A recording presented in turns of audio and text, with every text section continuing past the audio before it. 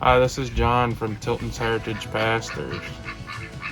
We built this 3-point tractor hitch so that we could hook our plow to it because it wasn't really meant for this design.